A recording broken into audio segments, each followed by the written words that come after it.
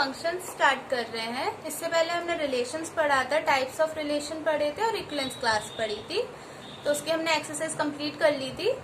तो ये हमारे फंक्शंस अब पढ़ रहे हैं। जैसे कि इसमें हमने इससे पहले पढ़ा था sets, Cartesian product, relation, function. तो हमने सेट में देखा था, जैसे कि ये हम कोई सेट ले लें 1 2 3 A B, ठीक है। तो इसका जो A क्रॉस B जो कार्टेशियन प्रोडक्ट आता था वो सारे ऑर्डर पेयर्स होते थे इससे कनेक्ट होने वाले। रिलेशन में हमने क्या देखा था, जो R है वो सबसेट होगा A क्रॉस B का, तो इसमें रिलेशन बताता था। और जो फंक्शंस होते हैं वो होते हैं a special type of relation. तो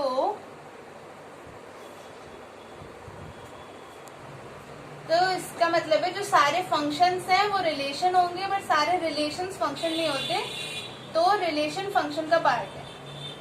ये ऐसे आता है कि पहले हमारा सेट्स आ गया, उसके अंदर आएगा हमारा कार्टेशियन प्रोडक्ट, उसके अंदर आएगा हमारा रिलेशन, और उसके अंदर आता है हमारा फंक्शन।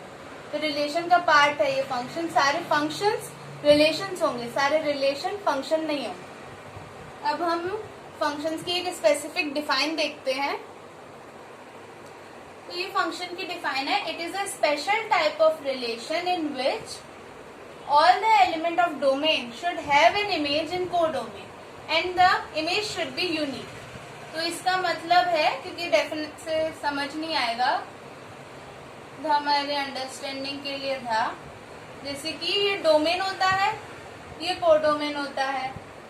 तो इसमें हम ले रहे 1 2 3 4 5, इसमें लिख ले रहे A B C D E F G, okay. तो 1 इससे कनेक्ट है, 2 B से कनेक्ट है, 3 C से, 4 D से, 5 कनेक्ट नहीं है। तो ये अभी फंक्शन की कंडीशन नहीं है, क्योंकि इसमें क्या लिखा है, all the elements of domain should have an image in codomain. Fifth की इमेज नहीं है तो ये फंक्शन, ये रिलेशन है। अब फिफ्थ हमने इससे कनेक्ट कर दिया, तो ये हो जाएगा हमारा फंक्शन। अब ये है फंक्शन। इसके बाद हमें ये लाइन देखनी है, इमेज शुड बी यूनिक। 1 की डिफरेंट इमेज है, सेकंड की डिफरेंट इमेज है, सबकी डिफरेंट इमेजेस हैं। ये जरूरी नहीं है कोडोमेन में सारे हो, ऐसा जरूरी नहीं है। FG जैसे छोटा है तब भी ये फंक्शन होगा। तो अब ये कंडीशन कह रहा है ना कि यूनिक नहीं हो सकता, तो वो मैं बता दे रही। 1 2 3 4 5 A B C D E F G, जैसे कि ये इससे कनेक्ट है और ये इससे भी कनेक्ट हो जाए, ठीक है। तो एक एलिमेंट 2 इमेजेस नहीं रख सकता। ये तो इससे कनेक्ट है अभी, और ये हम G से कर देते हैं। तो 1 की 2 इमेज है तो ये फंक्शन नहीं होगा, इसलिए हर एलिमेंट की इसमें डिफरेंट इमेज होनी चाहिए। अब एक और कंडीशन देखते हैं।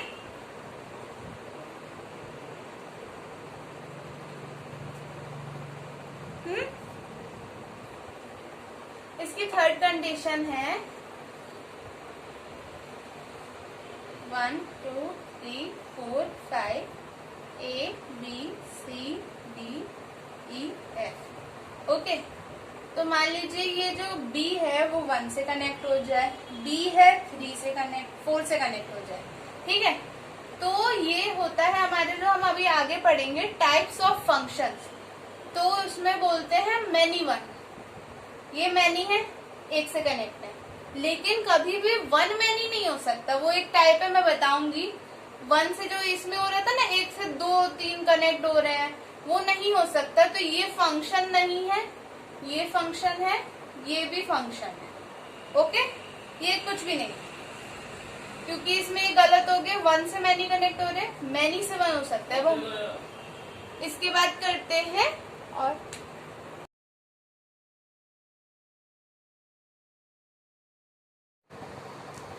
अब इसकी हम नेसेसरी कंडीशंस देखते हैं कि वो फंक्शन होगा डिनोमिनेटर में 0 नहीं होना चाहिए। सेकंड पॉइंट, रूट के इनसाइड में, रूट के अंदर में नेगेटिव वैल्यू नहीं होनी चाहिए, यानी कि इसके लिए ये नहीं होना चाहिए, इसके लिए कोई भी रूट के अंदर नेगेटिव वैल्यू नहीं होनी चाहिए। ये एग्जांपल्स हैं इसका, ये नहीं होना चाहिए। और log function does not defines for negative value, log में भी नेगेटिव वैल्यू नहीं होनी चाहिए, जैसे लॉग x, जैसे x की जगह पे -2 आ गया बेस 10, कोई भी बेस e मान लो तो -2 ऐसे लॉग नहीं होना चाहिए, नेगेटिव वैल्यू नहीं होनी। ओके, अब रेंज देखते हैं, तो रेंज को कहते हैं there are 3 special functions whose range can be determined directly. इन 3 की डायरेक्टली डिटरमाइन की जा सकती हैं, quadratic function, sine cos function, modulus function.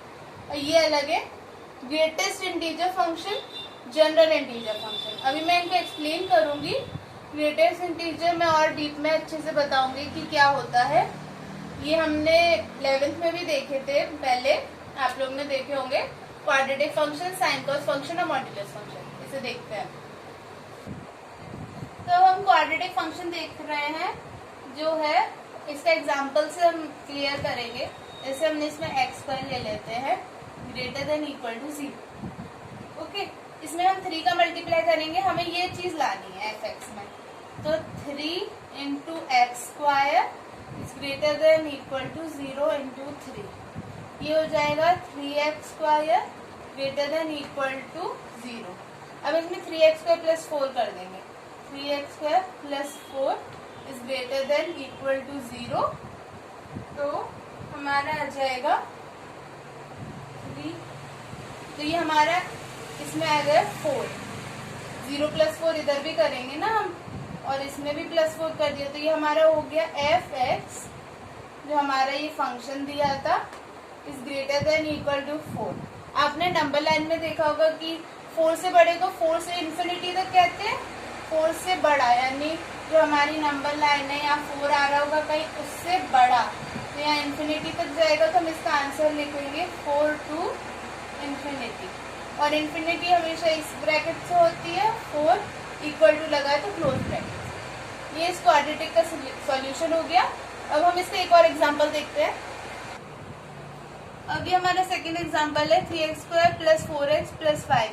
इसके लिए हमने परफेक्ट स्क्वायर क्लास 10 में सीखा हुआ है, तो इसमें हम परफेक्ट स्क्वायर की तरह से करेंगे। जैसे कि हम इसमें पहले मैं एक बार बता देती हूँ फिर से कि x में से सब में से 3 कॉमन कर रहे हैं, हम जबरदस्ती कॉमन कर रहे हैं इसे, तो 4/3x प्लस 5/3 इसको लिखेंगे, तो ये कॉमन हो जाएगा।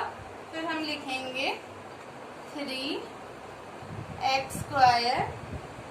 प्लस 4/3x, इसका हाफ करके उसका स्क्वायर ऐड एंड सब्ट्रैक्ट, इसका हाफ किया फिर उसका स्क्वायर किया, ऐड सब्ट्रैक्ट, प्लस 5/3 करेंगे। उसके बाद हम लिखेंगे इसको, ये हमारा हो जाएगा x प्लस 2/3 का होल स्क्वायर, तो हम लिखेंगे 3x plus 2/3 whole square plus ये हो जाएगा 11/9। ओके, अब हम इसको लिखेंगे x प्लस 2/3। अब इसको जैसे हम पिछले वाले में लाए थे, हमने x का फंक्शन लिया था, तो whole square is greater than equal to 0। तो जो परफेक्ट स्क्वायर होते हैं वो हमेशा पॉजिटिव होते हैं, हम लिख सकते हैं परफेक्ट स्क्वायर क्वांटिफायर्स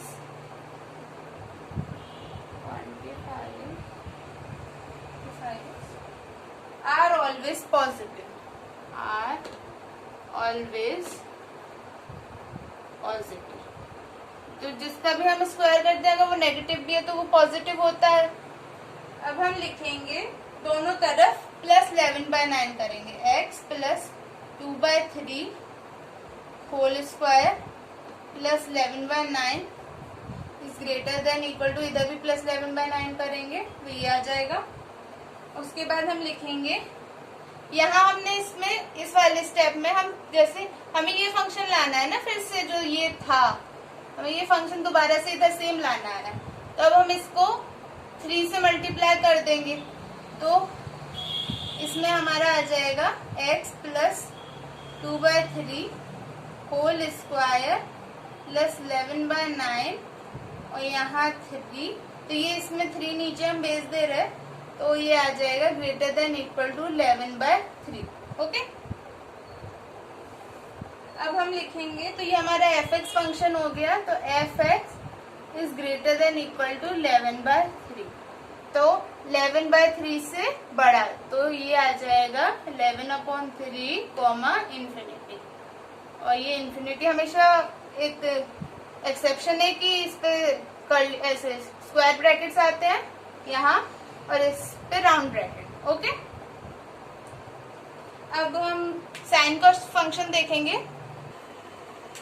अब हम साइन कॉस फंक्शन देखेंगे, तो इसमें जैसे ऐसे साइन के क्वेश्चंस आएंगे तो हम इसे लिख सकते हैं साइन एक्स।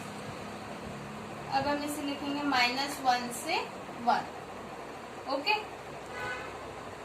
तो इसमें आता है, हमने इसमें 3 का मल्टीप्लाई किया तो -3 और 3 साइन एक्स, तो ये हमारा आ जाएगा -3, ये 3 साइन एक्स और 3। अब हम इसे लिखेंगे -3 + 4 और 3 साइन एक्स, इसमें 4 ऐड कर देंगे और 3 + 4 तो 1, इसको लिखेंगे fx और ये आ जाएगा 7, तो ये हमारा आ जाएगा 1,7 दोनों तरफ ही। ओके, अब हम मॉड्यूलस फंक्शन देखते हैं। अब हम मॉड्यूलस फंक्शन पे जा रहे हैं कि 3 mod of x - 4 + 5, तो हम इसमें लिखते हैं mod of x - 4 is greater than equal to 0, 3 mod of x - 4, 3 का मल्टीप्लाई करते हैं 0, और 3 mod of x - 4 + 5 कर दिया, तो यहाँ भी 5 आ जाएगा। ये f of x है और ये ग्रेटर देन इक्वल टू 5, तो 5 से बड़ा, तो ये आ जाएगा 5 से इन्फिनिटी। ओके, अब हम देखते हैं ग्रेटेस्ट इंटीजर फंक्शन, पहले मैं उसको एक्सप्लेन करती हूँ।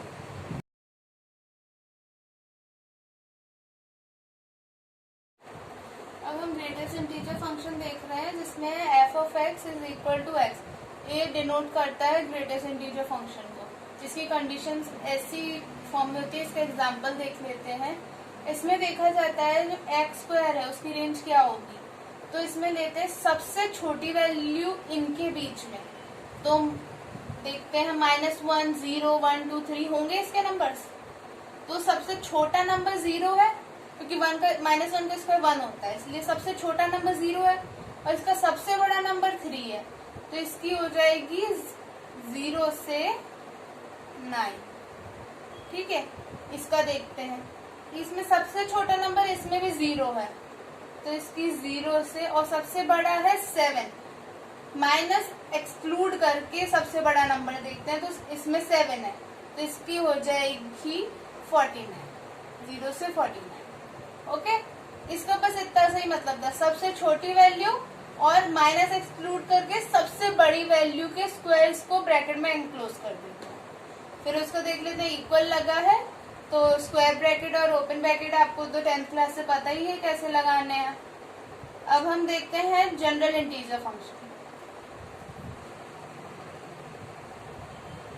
तो ये है general integer function, put f of x equal to y, then makes x as the subject of formula.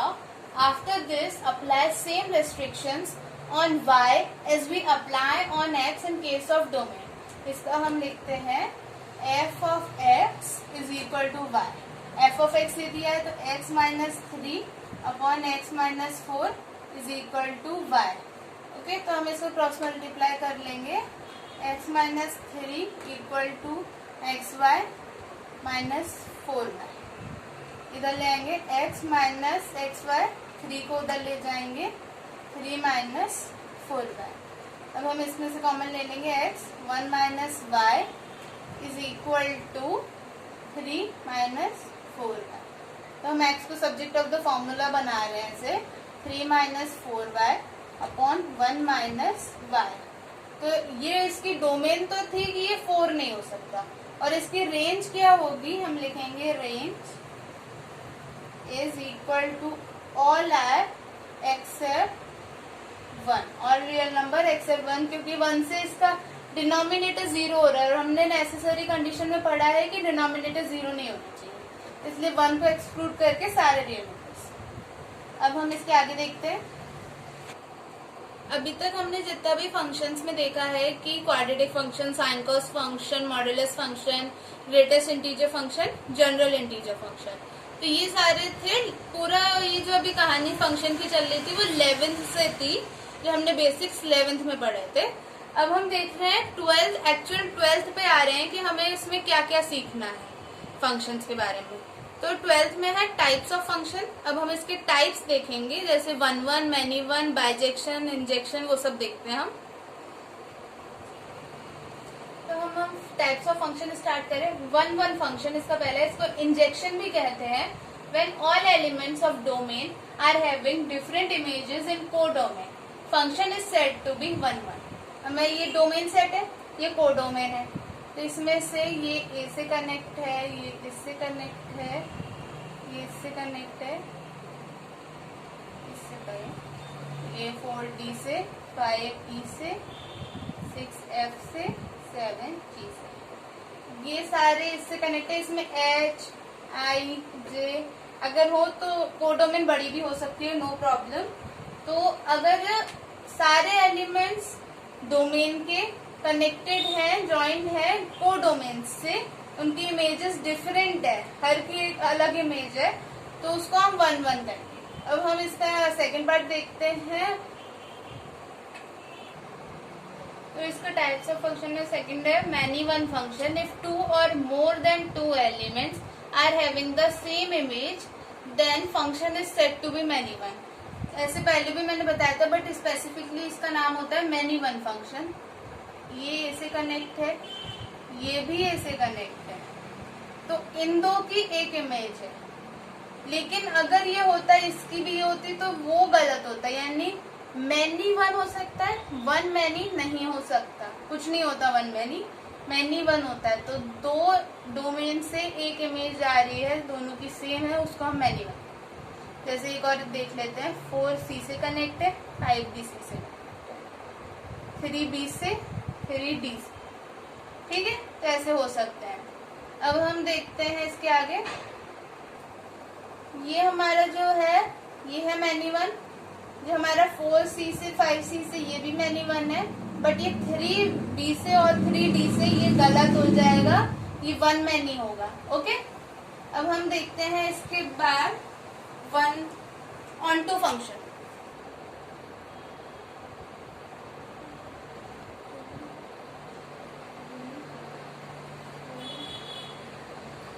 अब हम इसका थर्ड देख रहे हैं, ऑनटू फंक्शन।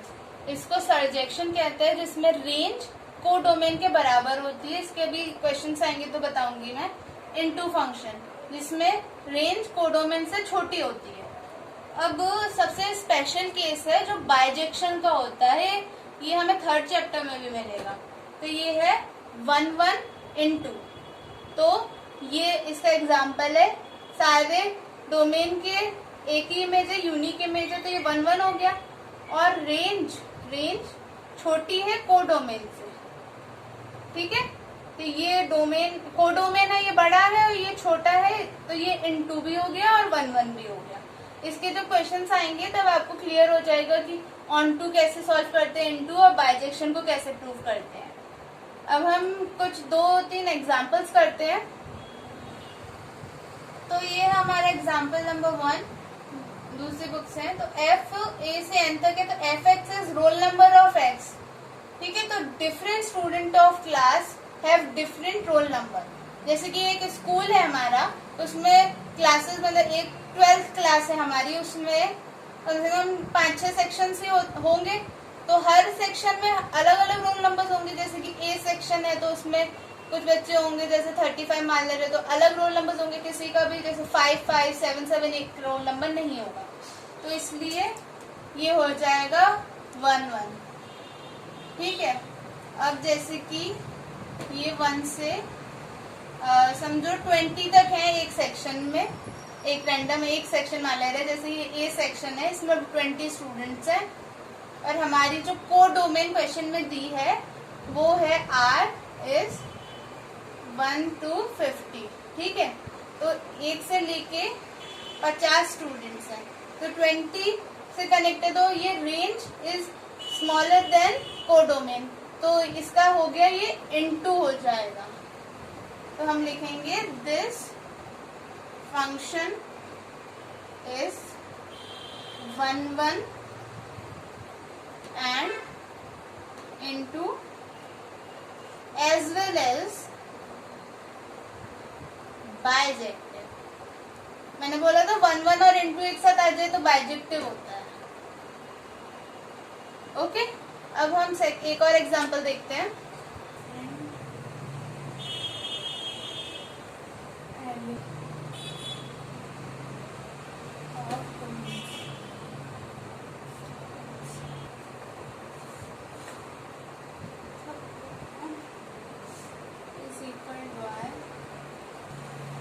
ये हमारा सेकंड एग्जांपल है। f इज n से n, यानी नेचुरल से नेचुरल जा रहा है, तो fx is equal to 2x। 2x मतलब ऑल इवन नेचुरल नंबर्स, क्योंकि ये 2 के मल्टीपल आ रहे हैं, 2, 4, 6, 8। अगर हम x की जगह नेचुरल नंबर रखें 1, 2, 3, 4, 5 इंफिनिटी तक, तो ये भी इंफिनिटी तक जा रहा है ऑल इवन नेचुरल नंबर्स में। तो 1-1 प्रूव कराने के लिए हम लिखते हैं, ये एक स्पेशल स्टेटमेंट है। आप 1-1 के लिए यही स्टेटमेंट लिखेंगे, let if possible x and y are two different elements of domain set such that f of x is equal to f of y।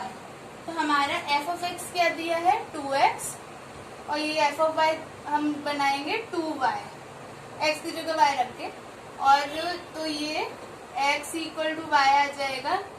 hence function is 1-1। अभी इस क्वेश्चन में on to पूछा नहीं है, but मैं बता देती हूँ ऑन टू क्या होगा।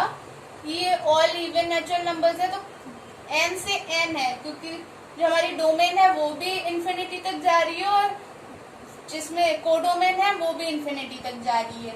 तो रेंज और वो इक्वल हो जाएंगे codomain, range is equal to codomain, तो उसकी डेफिनेशन थी वो ऑन टू होगा, इसलिए ये 1-1 और ऑन टू फंक्शन होगा।